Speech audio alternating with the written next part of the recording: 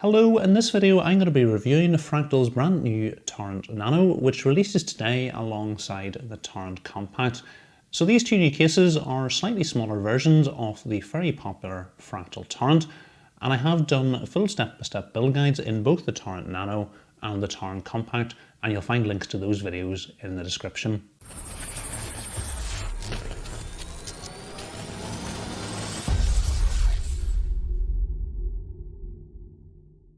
Out of Fractal's two new Torrent cases, the Torrent Nano is the smaller case, supporting MINI-ITX and MINI-DTX motherboards.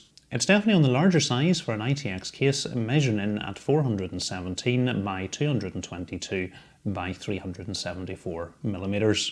However, being on the slightly larger size should allow the Torrent Nano to continue with the Fractal Torrent left off in delivering the highest out-of-the-box airflow and allowing you to fit large modern components without any difficulty. It's good to see the Torrent Nano features the same open front grille with Y-shaped vent design and a single 180mm fan at the front. There's only one RGB version of the case, which is the one I have. It comes in black with a light tempered glass panel, and the 180mm fan at the front is a Prisma AL18. The non-RGB versions come with a single dynamic X2GP18 fan at the front, which doesn't have any RGB on it, and they're available in black with a solid side panel, black with a tempered glass side panel with a dark tint, and white with a side panel with a clear tint. Removing the side panels is straightforward due to their toolless top latching mechanism.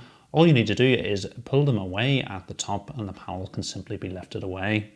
Taking a look at the side panels, you'll notice that the rear side panel has a darker tint than the one on the front. Both of the side panels have a screw hole at the top, giving you the option to secure the panel for transport. To remove the front panel, you simply pull away at the top and then it can be lifted away. Behind the front panel, we've got a full-length nylon dust filter, and our case's second dust filter is down at the bottom and can simply be pulled out at the front once the front panel has been removed. With the front panel removed, you can see the single 180mm Prisma AL18 fan, which is pre-installed at the front if you get the RGB version. Taking a look at the case's front I/O, we've got a single USB 3.1 Gen 2 Type-C connector, we've got two USB 3.0 Type-A connectors, we've got a power and reset button, and a separate headphone and microphone jack. The top panel is removed by sliding it backwards and then lifting upwards. In the top of the case is where you're going to install your power supply, and it's good to see the case accommodates full-sized ATX power supplies up to 200mm in length. As well, in this compartment we've got a vibration dampened hard drive tray, which will accommodate either a 2.5-inch or 3.5-inch drive in the tray itself, with an additional 2.5-inch drive mounted below the tray. The hard drive tray can be installed in two different positions. In the default position you have 172mm from the start of the hard drive tray to the back of the case. It can be moved further forward, increasing this distance to 210mm. Another really nice feature that you can appreciate from the top of the case is the large cutout round about the motherboard's EPS cable. The idea behind this is when you install the motherboard, it's going to be very close to the top of the case, preventing you from plugging in this cable easily. Having this large cutout, you can actually plug the cable in from the top of the case before you installed your power supply. On the power supply side, we've got an ARGB lighting bar, and this comes in all versions of the Torrent, including the non-RGB versions, apart from the one with a solid side panel. Moving into the main body of the case, the Torrent Nano will accommodate either MINI-ITX or MINI-DTX motherboards.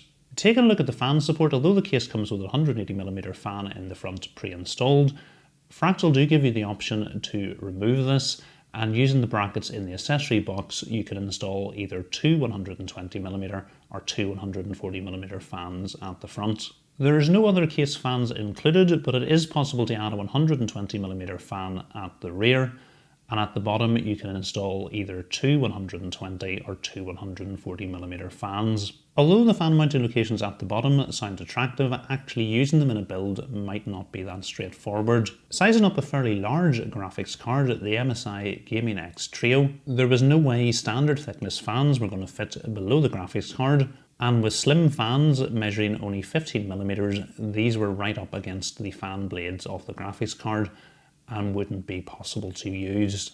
Changing this out for a more medium-sized graphics card, the NVIDIA 3060 Ti, this time I was able to fit standard thickness fans beneath the graphics card.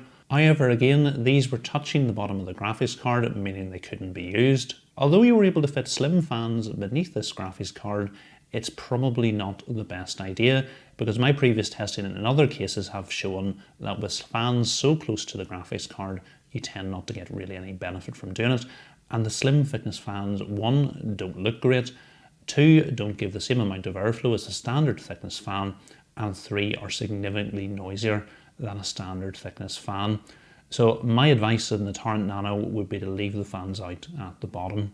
In terms of graphics card support, the case has 3 horizontal PCIe slots and will accommodate graphics cards up to 335mm in length. The reason you can fit such large graphics cards is the graphics card extends in beneath the front mounted 180mm fan. If you do remove the 180mm fan at the front and replace it with standard thickness 120 or 140mm fans, you're reducing the length for supported graphics cards to 310mm.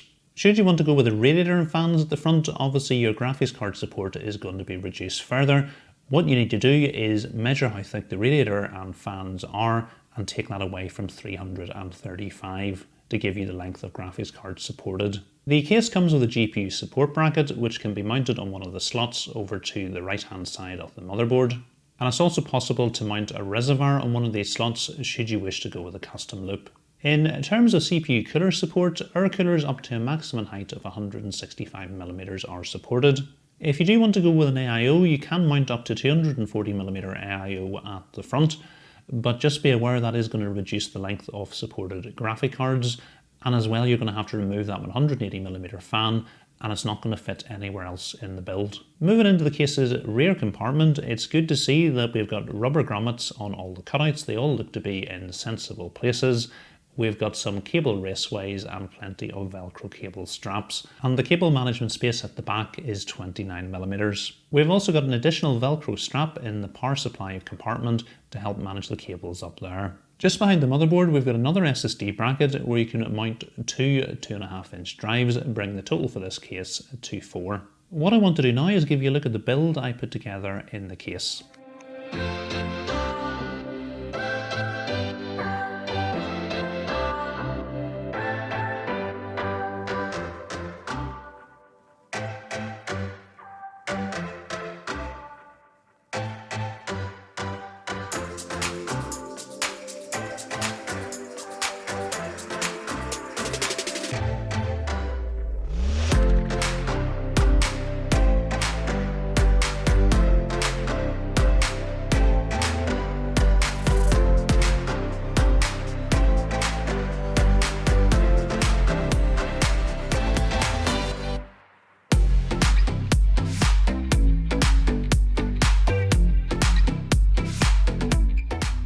So I think you'll agree the build looks stunning, but what about the temperatures? So our i7 12700K idled at 29 degrees, reaching a maximum of 93 degrees during a 10-minute IDA64 stability test without any thermal throttling. Our RTX 3060 idled at 32 degrees and reached a maximum of 61 degrees during the IDA64 stability test. Noise levels were excellent at only 32 decibels at idle and 40 decibels under full load.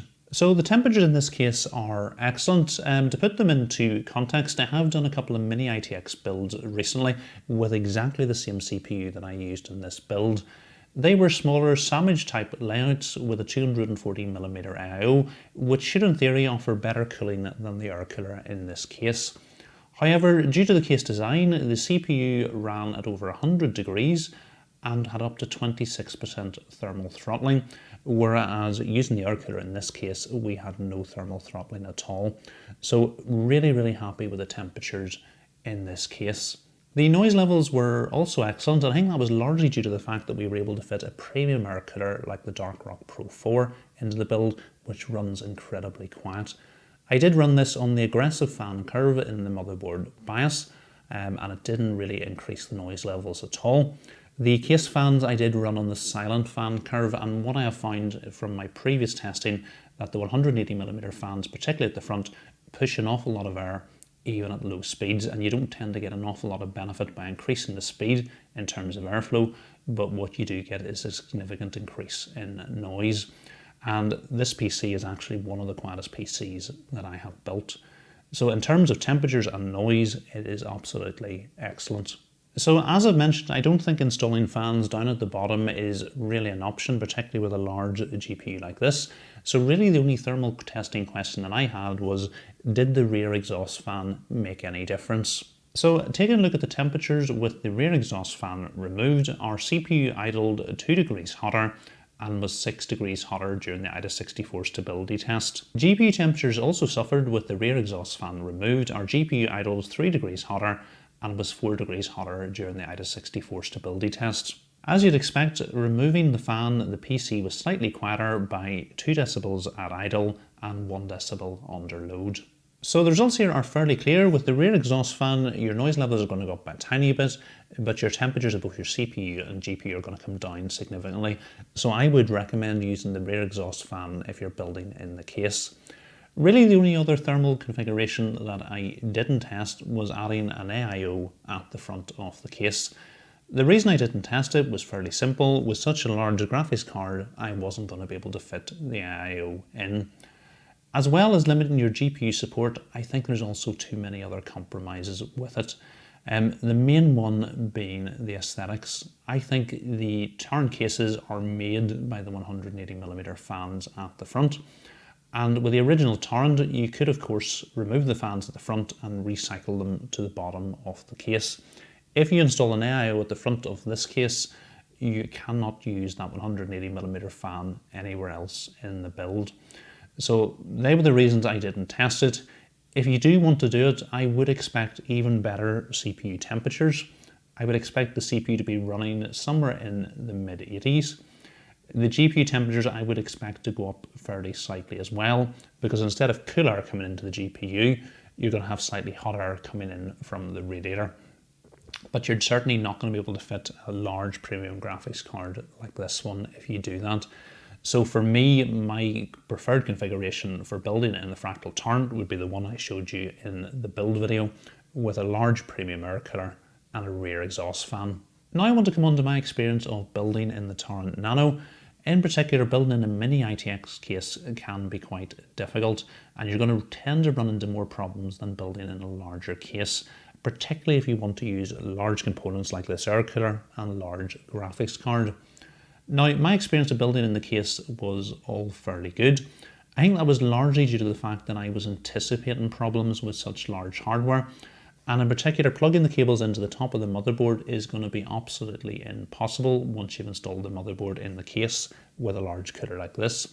So what I did, I set the motherboard loosely into the case, plugged in all the top cables, including the 8-pin EPS cable, before securing the motherboard in the case, and this really helped. In terms of cable management at the back, I had no difficulty at all with this. Fractal have provided really well for this in terms of all the cable raceways, Velcro cable straps, and even the cable ties at the back for managing the power supply cable was all really good. I did, however, run into one issue during the build, and this was securing the screw at the top left-hand side of the motherboard. With the air cooler pre-installed, this was incredibly difficult to get this screw in. Some of you may well be wondering then, why not secure the motherboard first and then put the cooler on afterwards? The reason for this is you could only secure this cooler to the motherboard without the middle fan installed. And then once you've secured it to the motherboard in the case, there's no way to fit the middle fan in.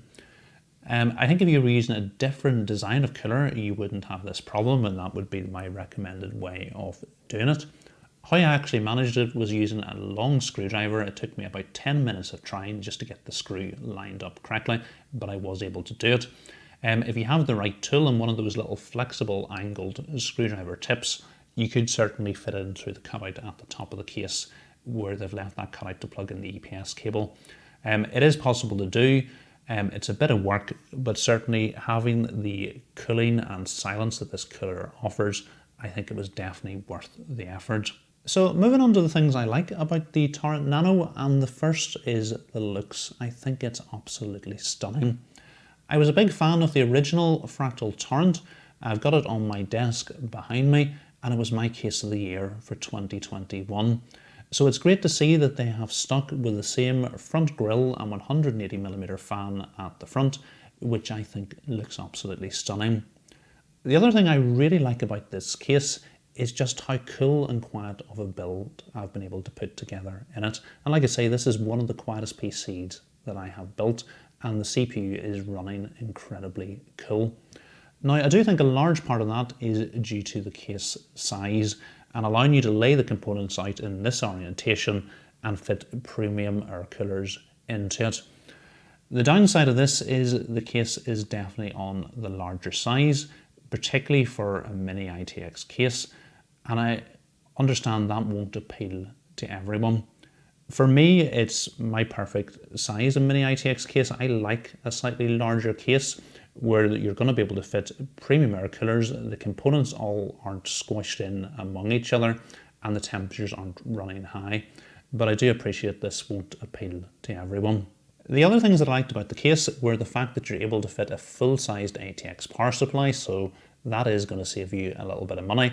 But again, for a case of this size, this would be a feature that I would expect. I like as well the fact that you've got proper dust filters over all the intakes at the bottom and at the front. As well, I think a special mention should go to the little cutout at the top for plugging in your EPS cable. I think that's brilliant. And all the features for cable management at the back make this an absolutely solid case. Moving on to the things I didn't like about the Torrent Nano, and while there was an awful lot I liked, there was two things I was a little bit disappointed with. The first was Fractal's decision not to include a fan hub in the case, despite the fact that the Torrent Compact and original Torrent came with a fan hub. Particularly for a MINI-ITX case, as we all know, MINI-ITX motherboards have a limitation in headers, and in general you will tend to only get one system fan header. This case is marketed as having a rear exhaust fan and the potential to mount two fans down at the bottom. So I do think even a smaller fan hub with some limited connections would have been really useful. The second thing I was a little bit disappointed with was the fan mounting locations at the bottom. The case is advertised as being able to mount two 140mm fans at the bottom. Quite often you'll only be able to mount 120s, and when I heard two 140s I thought there must be loads of space at the bottom. I was getting quite excited about testing all the different cooling configurations. In reality, with most graphics cards, you're not going to be able to mount fans at the bottom. I still think it's good that Fractal include them as fan mounting solutions, because there is going to be certain builds where you are going to be able to fit the fans in. Some people may well be happy putting slim fans down, which are going to be slightly noisier. So it's good the fan mounting locations are there, but for how I tend to build in a case, they're not useful for me. So putting everything together, I absolutely love the Fractal Torrent Nano. It looks absolutely stunning. It gives you some incredible temperatures and you can fit an awful lot of hardware into it. So as I've said, for me, this is my perfect MINI-ITX case, and I am planning on moving my second system, which is currently in the PT100A, into this case. I appreciate that a slightly larger MINI-ITX case might not be for everyone, but if you are in the market for a larger MINI-ITX case where you're not going to have compromises to what you can put in it, that's going to offer incredible temperatures, I can definitely recommend you go out and get it. So hopefully you find this review useful. If you have, please remember to give it a thumbs up. And if you're not currently subscribed to the channel, please hit the subscribe button as well. Thanks for watching.